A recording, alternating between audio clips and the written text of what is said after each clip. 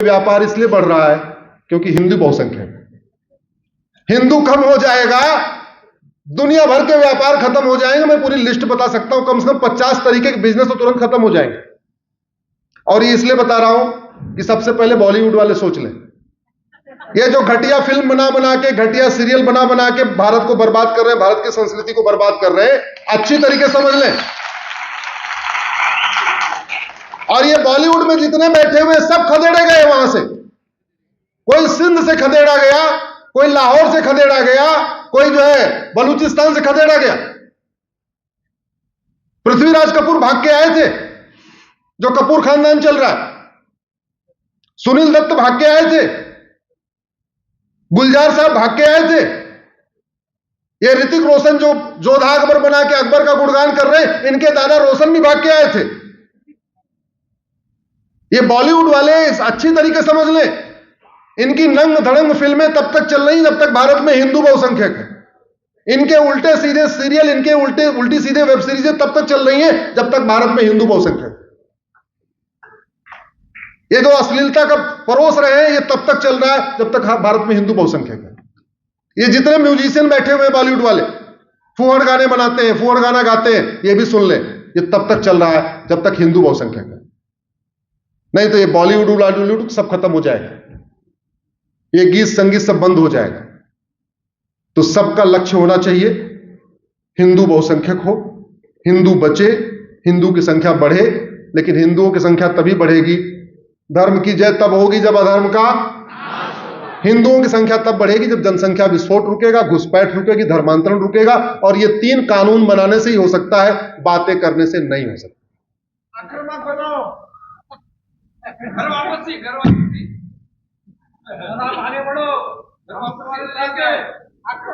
दुर्भाग्य देखिए आप, भारत में धर्मांतरण को प्रमोट करने के लिए कम से कम 10 कानून चल रहे हैं।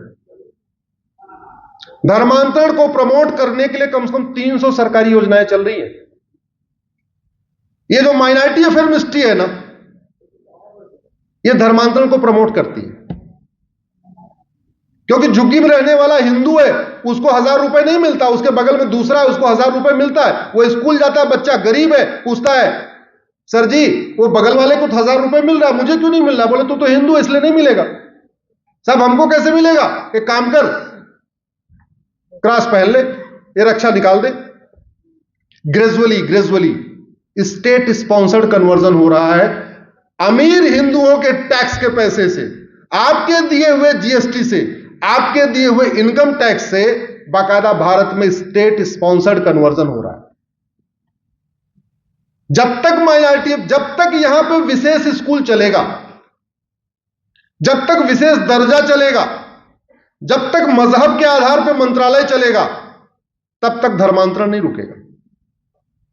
क्यों? क्योंकि मजहब ही तो है जो नफरत करना सिखाता है। हमें उल्टी बात बताई गई, मजहब नहीं सिखाता आपस में बैर रखना। इसका ठीक उल्टा है, मजहब ही सिखाता है आपस में बैर।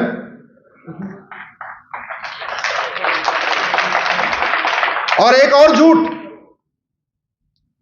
झूठ, कुछ बात है कि हस्ती मिटती नहीं हमारी, महाझूठ।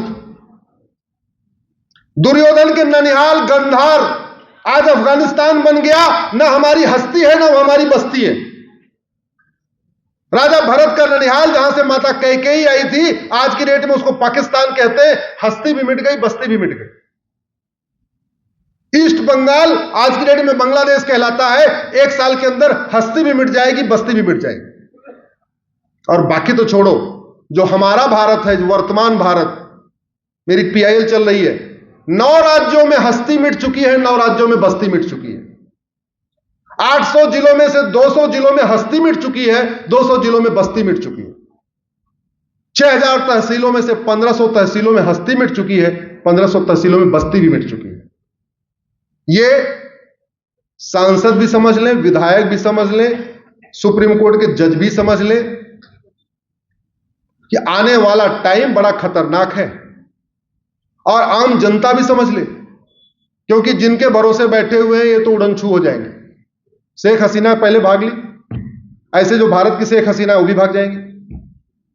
ईस्ट बंगाल की शेख हसीना भागी तो बाकी वाली शेख हसीना भी भागेंगी। बचेगा कौन? हम आप। इसलिए मिलकर आवाज उठाइए अधर्म का नाश करने के लिए। एक बात मैं जरूर लास्ट में कहूंगा,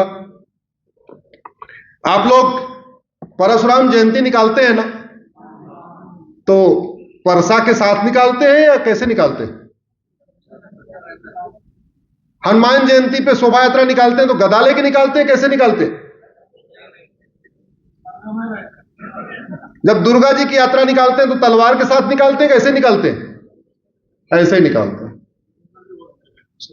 शंकर जी की जब शिवरात्रि होती है तो शोभा यात्रा निकालते हैं, त्रिशूल के साथ निकालते हैं, कैसे निकालते हैं? ठीक है भैया, जैसे मन करे ऐसे निकालो। मैं तो पूछ रहा हूं कैसे निकालते हो, मर्जी आपकी, जैसे निकालना निकालो। एक बार आप लोग मेरे साथ दोनों हाथ बांध के खड़े होके मैं एक वामपंथी नारा लगवाऊंगा। आपको कहना है मुझे चाहिए आजादी। हम आगे बोलते रहेंगे, आपको जोर जोर बोलना हमें चाहिए आजादी। वामपंथी नारा लगाते हैं ना? हाँ, मैं भी वामपंथी हूं, लगाओ। और जरा भैया कैमरा उधर थोड़ा घुमा दीजिएगा, थोड़ी देर मंच पे, बाकी उधर।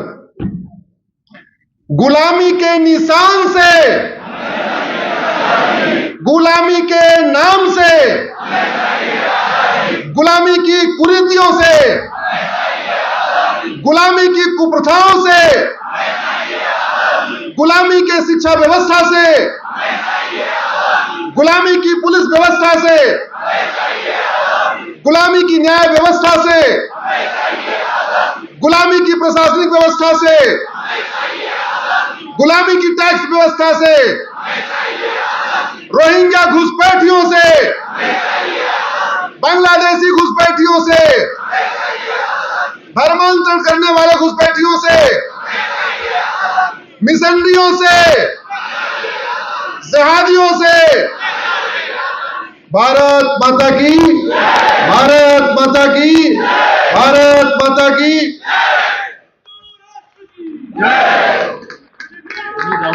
जाऊ नका, आवाहन करा।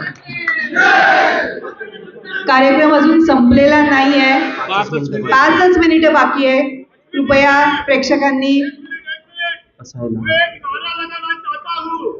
देश का कानून मंत्री कैसा हो,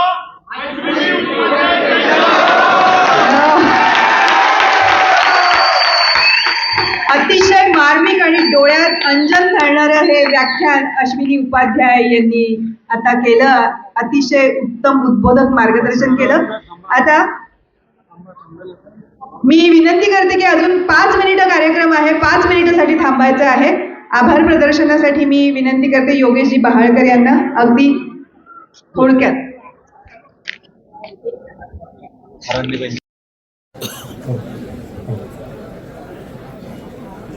जय श्री राम।